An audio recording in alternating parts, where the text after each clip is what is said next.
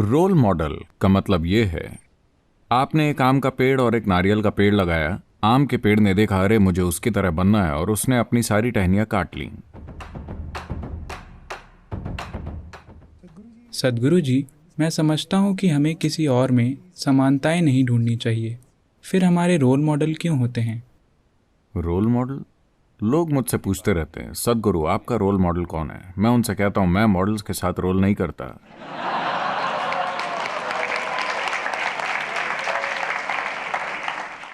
आप ये सारी चीजें पश्चिमी सभ्यताओं से अपना रहे हैं। यहां हमने कभी रोल मॉडल नहीं बनाए। जरा मुड़कर इस संस्कृति को देखिए। इसका उद्देश्य है लगातार विकसित होना।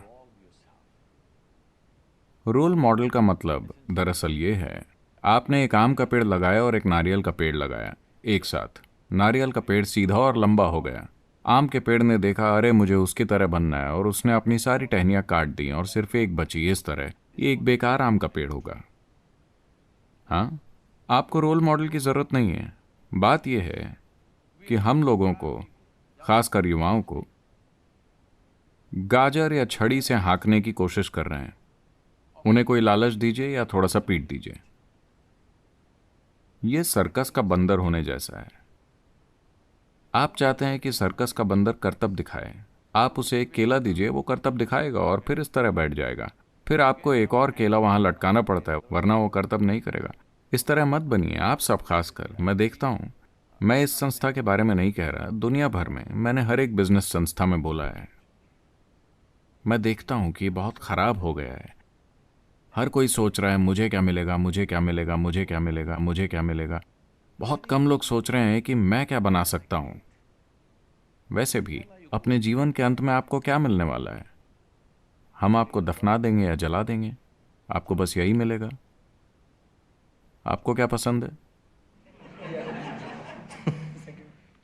क्योंकि कई बार आप इस वजह से भी नौकरी से निकाले जाते हैं।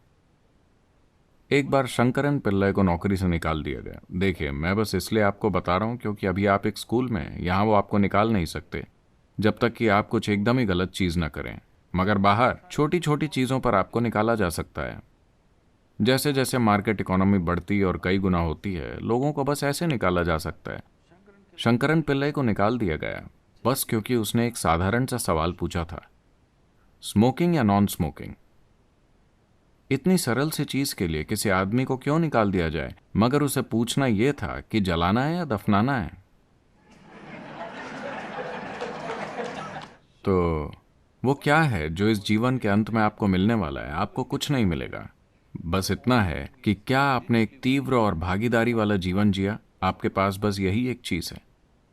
आपको क्या मिला, मुझे क्या मिला, आपको क्या मिला, मुझे क्या मिला, ये बकवास है। मगर खासकर बिजनेस स्कूलों में ये बहुत महत्वपूर्ण हो गया है। अमेरिका के बिजनेस स्कूलों में कोई किसी चीज के बारे में नहीं सोच रहा, आपकी पहली सैलरी क्या है, पिछले बैच को पहली सैलरी कितनी मिली थी, मुझे उससे थोड़ा ज्यादा मिलना चाहिए, बस यही। क्योंकि सब कुछ गोल ओरिएंटेड हो गया है। प्रक्रिया की कोई अहमियत नहीं रह गई है। हर साल नवंबर में हमारे यहाँ बिजनेस कार्यक्रम होते हैं। मेरे ख्याल से आपने कुछ तस्वीरें देखी रतन टाटा और बाकी लोगों की। देश के सभी प्रमुख बिजनेस लीडर्स आ चुके हैं। हर साल हमारे पास 200 सीईओ होते हैं जो 4.5 दिन की ट्रेनिंग लेते हैं, जिसे इनसाइट कहते हैं। पिछले साल इनमें से जो एक काफ़ी बड़ी मल्टीनेशनल कंपनी चला रहे हैं, वो बोले, सदगुरु हम देश के आईआईएम और आईआईटी से सबसे अच्छे लोगों को चुनते हैं और उन्हें साल दर साल अधिक से अधिक वेतन देते हैं। मगर आपके पास यहाँ एक भी आईआईएम नहीं है। मैंने कहा, मेरे पास केवल स्कूल ड्रॉप आउट्स हैं। मगर आपकी संस्था हमारे कॉरपोरेशन के मुकाबले कहीं बेहतर तरीके से चलती है, ऐसा कैसे है? मैंने कहा, देखिए, बात बस इतनी है, आप लोग गोल ओरिएंटेड यानी लक्ष्य केंद्रित हैं। आप कहीं पहुंचना चाहते हैं। यहाँ जो लोग मेरे लिए काम कर रहे हैं वो ये भी नहीं जानते कि जाना कहाँ है। उन्हें फर्क भी नहीं पड़ता कि वो कहाँ जाते हैं। वो बस यही जानते हैं कि वो प्रक्रिया के लिए पूरी तरह समर्पित हैं। अभी वो जो भी कर रहे हैं वो उसके लिए इतनी पूर्णता से समर्पित हैं कि उनके अंदर जो कुछ भी है वो उस एक काम में अभिव्यक्त हो रहा है। एक इंसान यही कर सकता है। या तो आप अपना बेस्ट कर रहे हैं या अपना बेस्ट नहीं कर रहे हैं, है ना? भले ही आप किसी के जितना अच्छा ना कर सकें, मगर सवाल यह है कि क्या आप अपना बेस्ट कर रहे हैं अपने जीवन के हर पल में? इसके लिए आपको भक्ति की जरूरत है।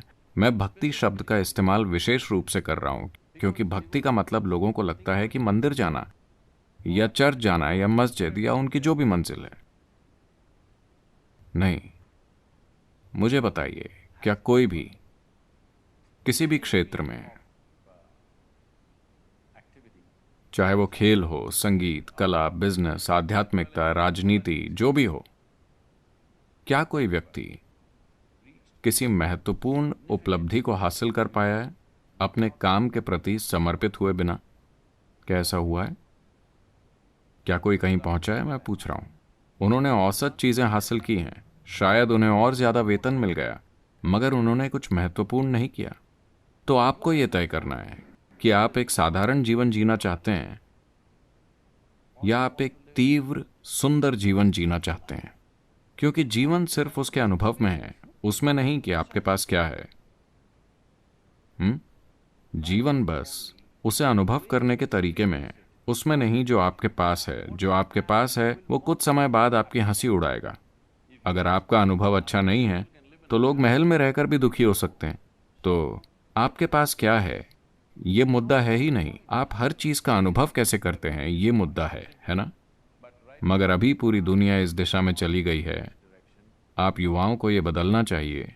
आपके अनुभव की तीव्रता इससे ज्यादा महत्वपूर्ण है कि आपके पास कितनी सारी संपत्ति है ना?